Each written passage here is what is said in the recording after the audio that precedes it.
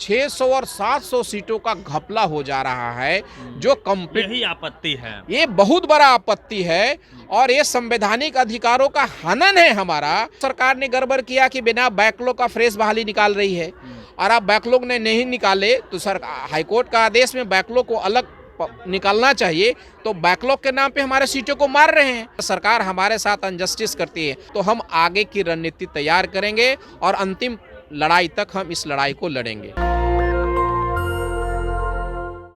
2020 में assistant professor की जो बहाली आई थी, उसमें बैकलॉग सीटों को लेके जो भी गड़बड़ियाँ सामने आ रही है, उसी को लेके बात करेंगे। हमारे साथ डॉक्टर अमित पासवान जी हैं, सीनियर एडवोकेट हैं पटना हाई कोर्ट में। सर, क्या मामला है? एक्चुअली वर्तमान समय में जो सबसे चर्चित विषय है आरक्षण संबंधी, वो अभी हाई कोर्ट में जो चल रहा है।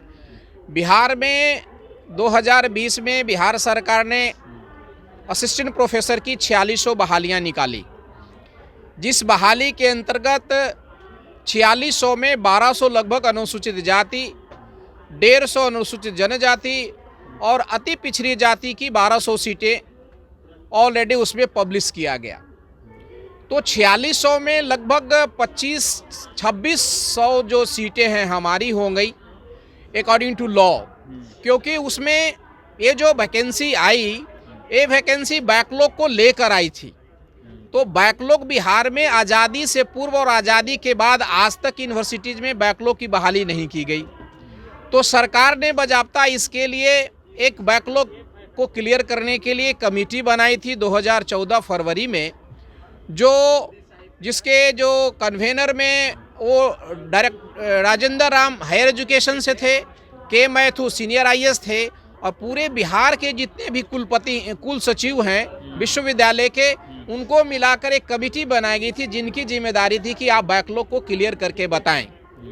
फलस्वरूप बैकलॉग तो क्लियर नहीं हुआ, लेकिन बहाली निकाल दी गई, जिसमें फ्रेश बैकलॉग को अलग नहीं दिखाया गया, टोटल सीट को दिखाया गया, जिसमें तथाकथित जो यहाँ इस देश के जो स्वर्णवादी मानसिकता के जो लोग हैं, उनको ये लगा कि जो मूल निवासी देश के जो भारत के जो लोग हैं, जो बिहार के जो SC ST EBC के जो लोग हैं, उनका सबसे ज़्यादा सीट हो रहा है।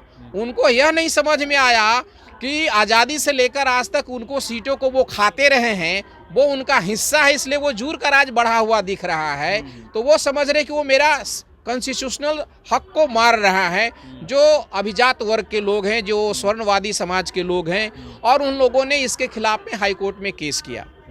फर्स्ट बेंच का जो जजमेंट आया, उस जजमेंट में यह बात कही गई कि आप जो है बैकलॉग को एक तरफ कीजिए और फ्रेश बहाली को एक तरफ कीजिए, और रोस्टर जो होना चाहिए, इन लोगों ने यूनिवर्सिटी वाइज बनाई है।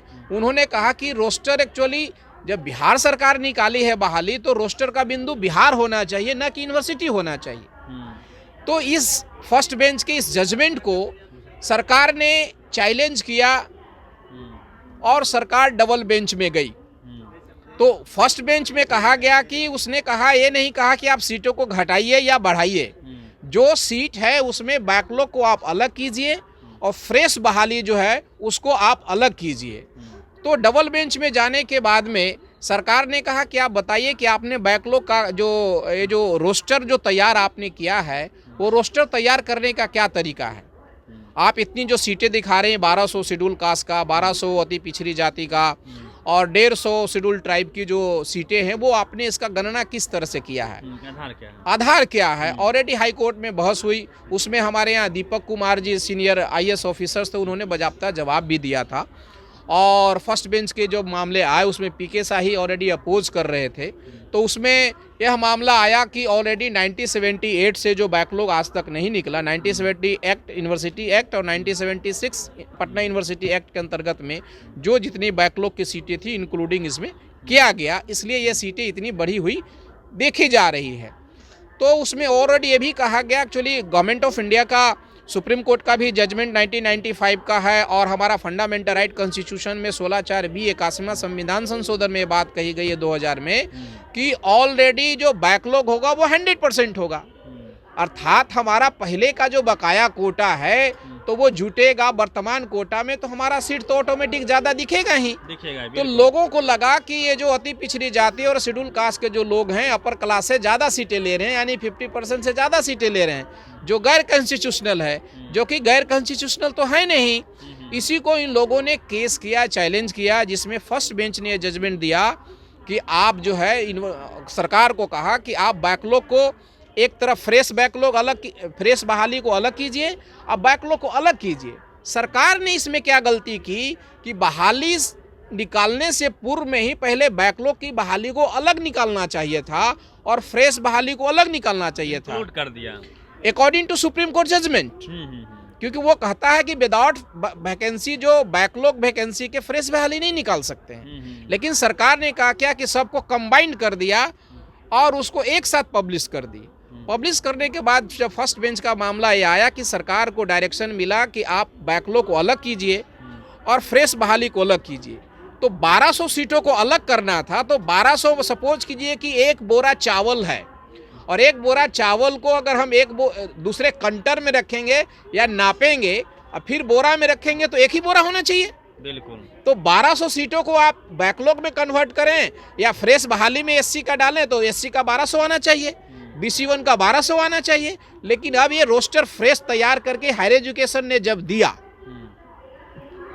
सारे ऑलरेडी बिहार विश्वविद्यालय सर्विस कमीशन को जब दिया, तो वो सीटें पहले से जो सीटें जो ऑलरेडी पब्लिश्ड है सरकार के नियमानुसार सरकारी कार्यालयों के थ्रू वो जो मिला है, उसमें जो 1200 सीटें हैं अब वो 500 कभी 600 हो जा रही है। अर्थात 600 और 700 सीटों का घपला हो जा रहा है, जो कंप्लीट, यही आपत्ति है, ये बहुत बड़ा आपत्ति है और ये संवैधानिक अधिकारों का हनन है हमारा। क्योंकि बैकलॉग, एक तो सरकार ने गड़बड़ किया कि बिना बैकलॉग का फ्रेश बहाली निकाल रही है और आप बैकलॉग ने नहीं निकाले तो हाईकोर्ट का आदेश में बैकलॉग को अलग निकालना चाहिए, तो बैकलॉग के नाम पे हमारे सीटों को मार रहे हैं।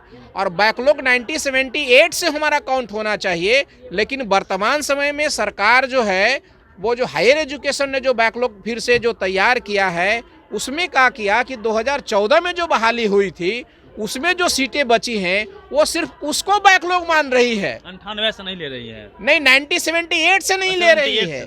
सिर्फ एक वैकेंसी से पहले जो बचे सीट 2014 में जो सीटें हैं उसके बैकलॉग को मान रही है और मात्र 25% मान रही है। आप लोग का ये कहना है कि जितनी बार बहालियां हुई है उस वक्त कितने बैकलॉग रह गए सबको काउंट किया जाए, 1978 के बाद से काउंट किया गया। वो सीटें लगभग 1200 आई है, सारे यूनिवर्सिटियों की बहालियां हैं वो।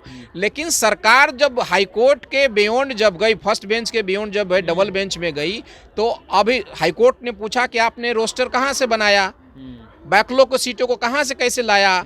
तो अब सरकार आना कर रही है और हमारे सीटों को मारना चाहती है। सरकार तो बहुजनों की सरकार, बिहार सरकार क्लेम करती थी, वो साथ नहीं दे रही है।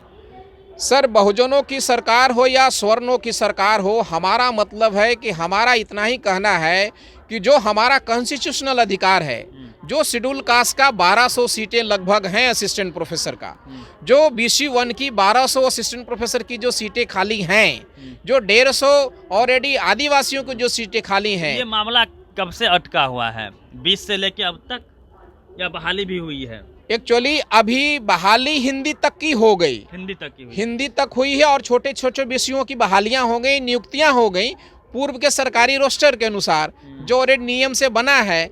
लेकिन बाद में लोगों ने केस किया तो उस केस के आधार को नियम के विरुद्ध इन लोगों ने एक नया रोस्टर बनाया। तो रोस्टर आप बनाएंगे बैकलॉग का तो 1978 से होगा अकॉर्डिंग टू लॉ, लेकिन ये बैकलॉग की सीट को 2014 की बहाली को मान रहा है। ये आपत्ति है। इंटरेस्टिंग बात ये है कि 2014 की बहाली में जो 25% सीटों को ये जो मान रहे हैं, ये ऑलरेडी ये केस था doctor Amit Kumar versus state of Bihar CWJC 1724/2014। आप और बिहार सरकार जी, इस केस में जब 2014 में बहाली निकलने वाली थी तो सरकार ने मेरे केस में ऑलरेडी काउंटर फाइल करके ये कहा कि ऑलरेडी हम बहाली निकालने जा रहे हैं और बैकलॉग क्लियर नहीं है, तो बैकलॉग क्लियर नहीं है, इस वजह से हम टोटल से 25% जो सीटें हैं हम आपके बैकलॉग के लिए रख देते हैं। तो 25% सीटें 14 में रखी गई और उसी 14 की बहाली से ही मात्र ये बैकलॉग की सीटों को काउंट कर रहे हैं, जो टोटल गलत है। बैकलॉग तो बिहार में निकले ही नहीं। बहाली और बचा हुआ है, बहाली मैक्सिमम बची हुई है, छोटी छोटी 2-2, 3-3 सब्जेक्ट सीटें वाली ही बहालियां हुई हैं, एक मेजर सब्जेक्ट मात्र हिंदी हुई है। हमारा सरकार से अपील है कि बहुजनों की सरकार है, लालू जी हैं, नीतीश जी हैं, समाजवादी विचारधारा के हैं, सामाजिक न्याय की बात करते हैं। हमारा अपील है और समग्र बुद्धिजीवियों से भी अपील है, चाहे वो किसी भी जाति धर्म के लोग हों, खास करके बहुजन समाज की बुद्धिजीवियों और PhD नेट करने वाले उन विद्यार्थियों से भी अपील है कि यह जो अनजस्टिस हो रहा है उस पर वो ध्यान दें और Bahujan Samaj, SC ST OBC minorities की जितने भी जो हक है, जो संवैधानिक हक है, हमारा दया नहीं है किसी का, हम भीख नहीं मांग रहे हैं, वो संवैधानिक अधिकार जो हमारा लोग साजिश के तहत मारना चाहता है। मुझे ज्ञात हुआ है कि हायर एजुकेशन में एक वनवादी व्यवस्था का आदमी है और उसने टोटल इलीगल तरीके से इस रोस्टर को बिना सरकार के किसी लिखित आदेश पर इस रोस्टर को बनाया है और यूनिवर्सिटियों को भरवली आदेश दिया कि 2014 के जो 25% जो बचा है सीट उसको सिर्फ रोस्टर में बैकलॉग माना जाए,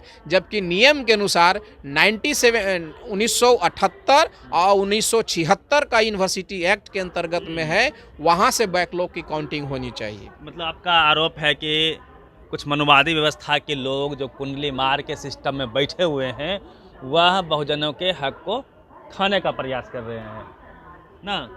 एक्चुअली सर, मनुवाद का मतलब ये था जो गैर बराबरी सिस्टम को फॉलो करे, बिल्कुल। और गैर बराबरी को अगर पिछड़ी जाति का आदमी, अगर शेड्यूल कास्ट का भी आदमी फॉलो करता, मैं उसे मनुवादी मानता हूँ। मेरा स्पष्ट कहना है, क्योंकि मैं लड़ाइयाँ लड़ रहा हूँ और ऐसे भी लोग हैं, लेकिन मेरा स्पष्ट कहना है कि समाज में एक प्रोफेसर बनेगा तो बहुत बड़ा उपलब्धि होती है और वो समाज को थॉट रूप देता है, एक विचारधारा देता, समाज में लोगों को तैयार करता है।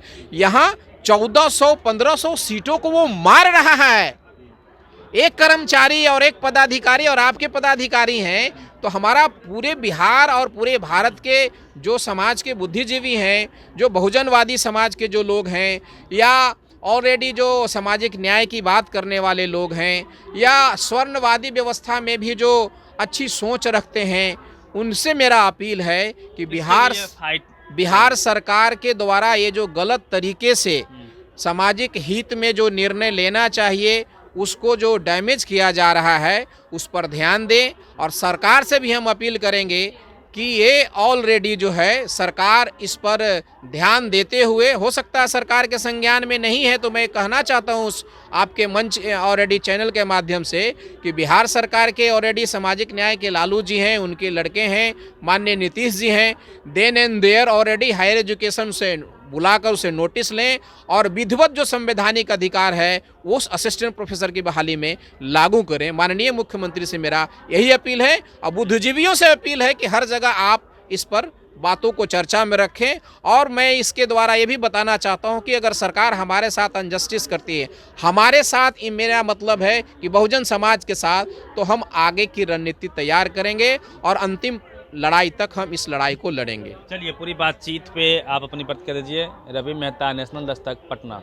नेशनल दस्तक की आपसे गुजारिश है कि अगर इसको बचाना चाहते हैं तो नेशनल दस्तक को सब्सक्राइब करने के लिए रेड कलर के सब्सक्राइब बटन को दबाएं, फिर बेल आइकन की घंटी दबाएं। नेशनल दस्तक को बचाने के लिए बहुत जरूरी है कि हर खबर को शेयर करें, लाइक करें, कमेंट जरूर करें।